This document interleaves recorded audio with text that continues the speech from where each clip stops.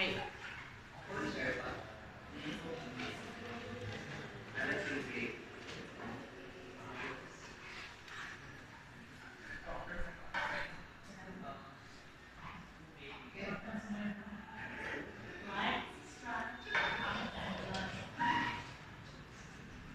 Okay. So, hi guys, welcome back. I am Tim, and these are my two panelists. So, Gen Comments Decision Justification. Gen Comments, really it's only one. I suggest that from the onset, be willing to engage in the best case of your opposing team. It becomes like at that point, it becomes easier for us to see the evolution of your case and your willingness to adapt, given new characterizations or new ideas or new contradictions or callouts pointed out by opposing teams. That way, it makes it easier for us to think of you as engaging rather than insistent on what your case line is going to be like and what assurance your benefits are going to be, etc., etc. Even with that comment, we felt that it was actually a really good round. We quite enjoyed it. Plenty of good analysis, plenty of good ideas, plenty of good examples of how framing works and how generally I think it was a really good VP round. I hope you guys agree. So decision is going to decision and then justification. Closing win, closing government gets first, closing opposition gets second, opening government gets third, and unfortunately opening opposition gets fourth. So how does it happen? How does PM enter into the debate? So basically, climate change is irresistible and there's a shit ton of bad things that are going to happen. Currently, our problems or like the way we're trying to solve them are not going to be enough with how we're failures in lobbying because politicians don't listen, and the effects are tangible right now, like lower oxygen levels, higher sea levels, etc., etc. So the goal that OG put upon themselves is to increase the survivability rate of humans.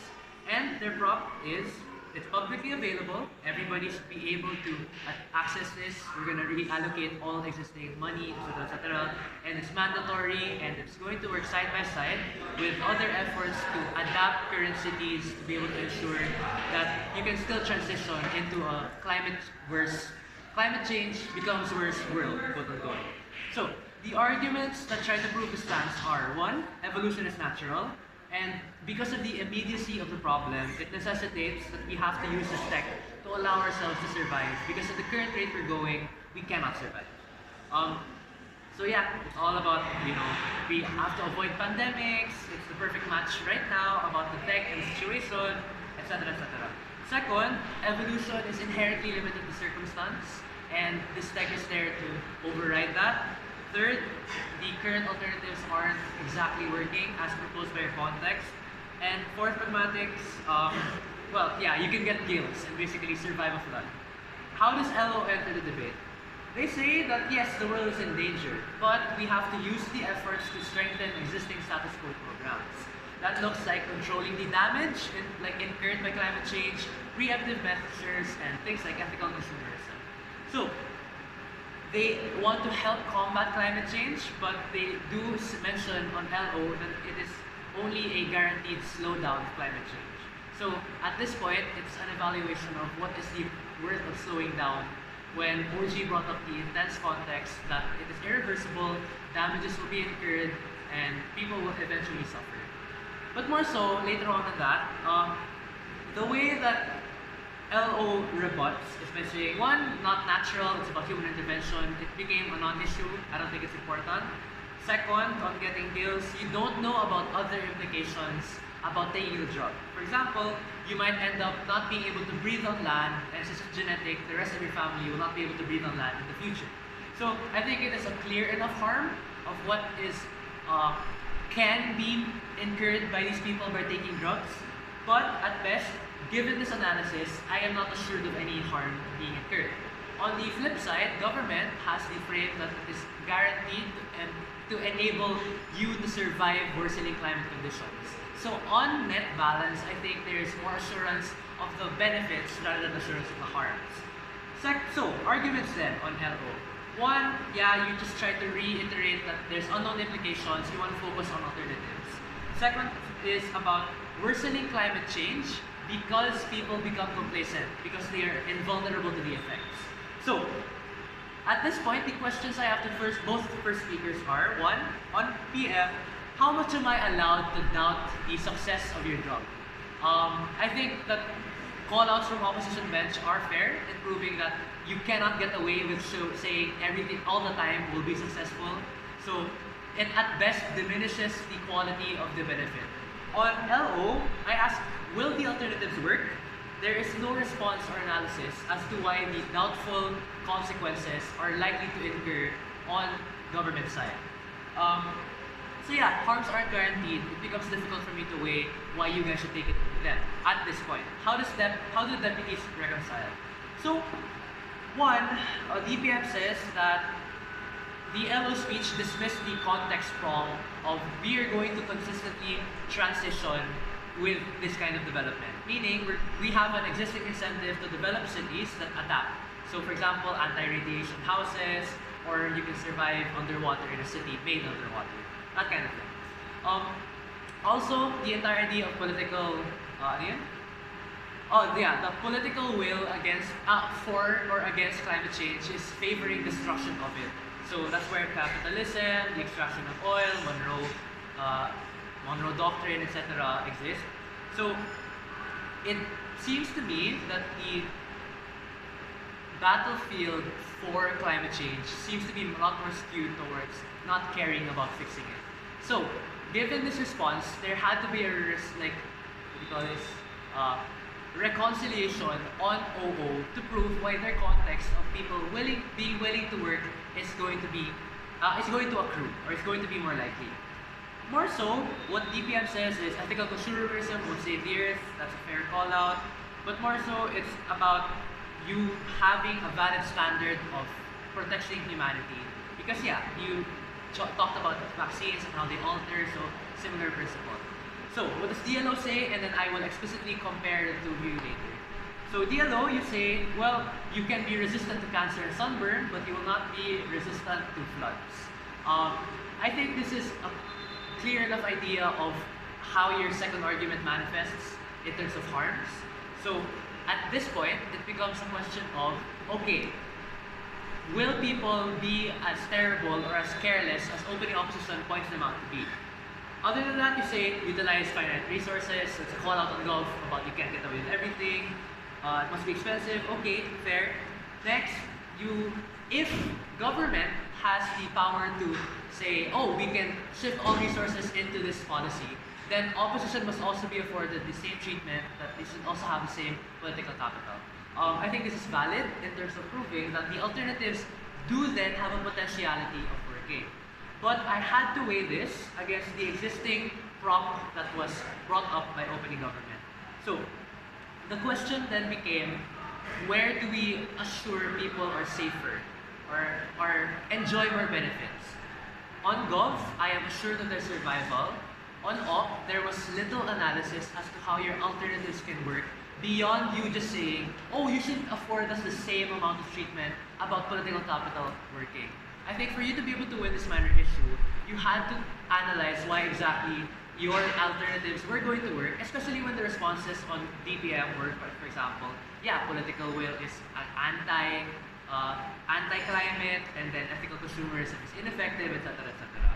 So, beyond that, the second argument that, oh, the probability of failure is long-term, so parang yung genetics, na parang you need to take more and then it'll eventually develop antibiotic resistance.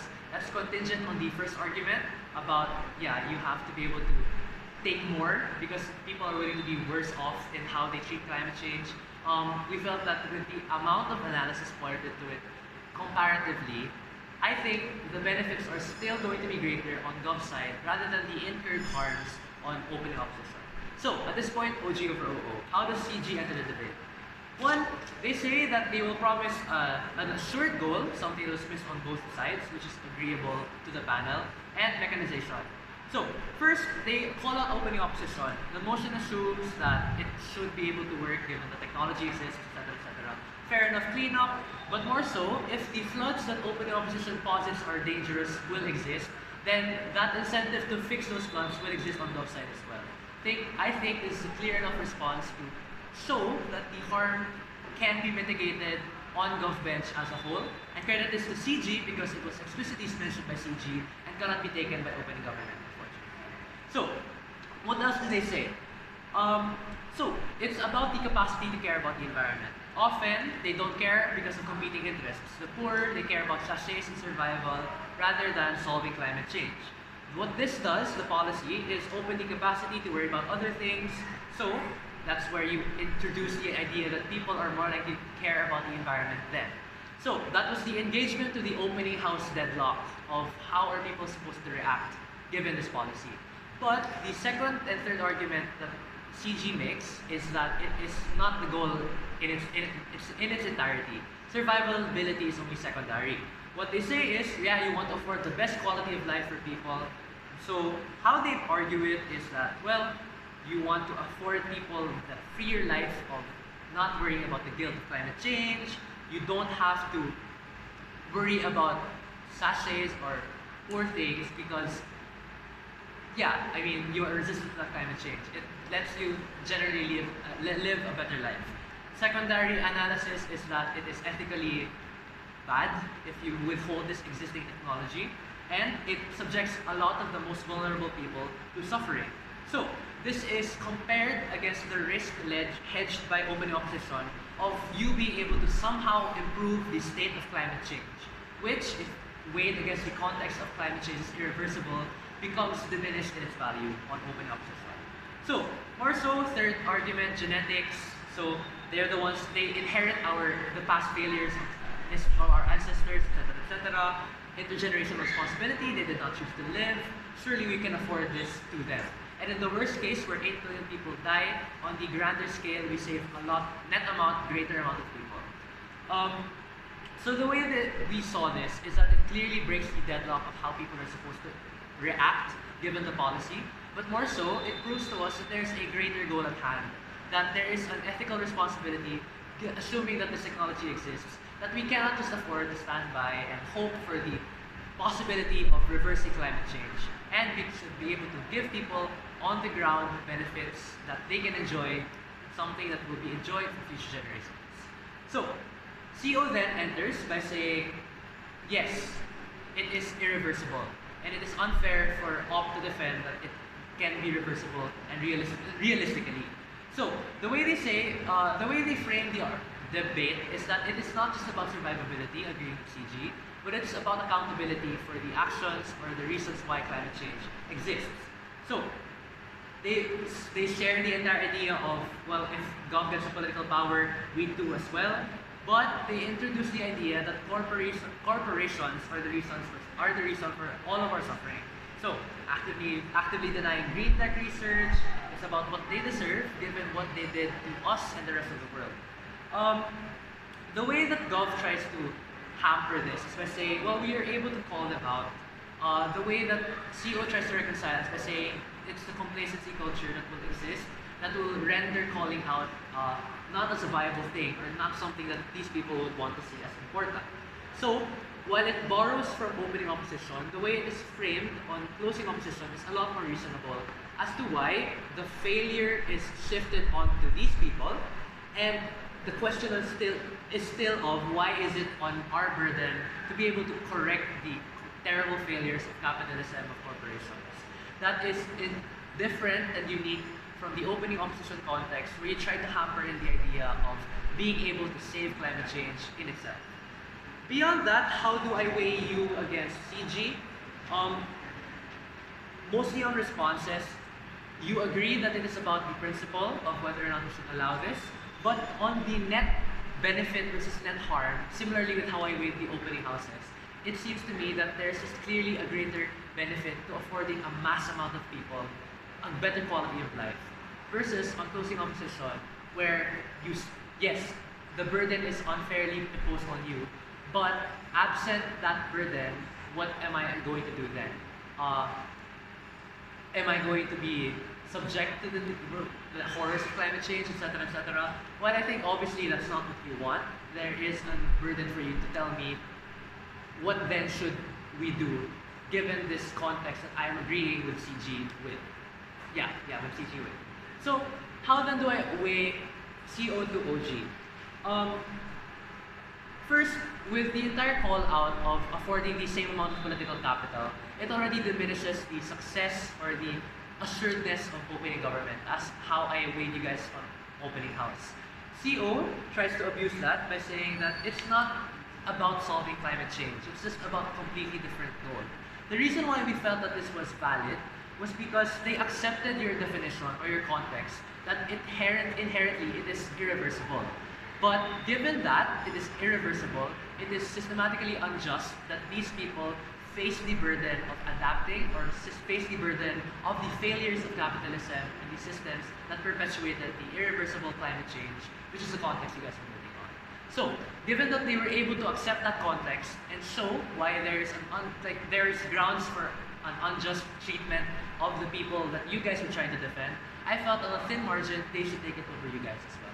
Given that, that's the decision, comments for the panel, you can go afterwards.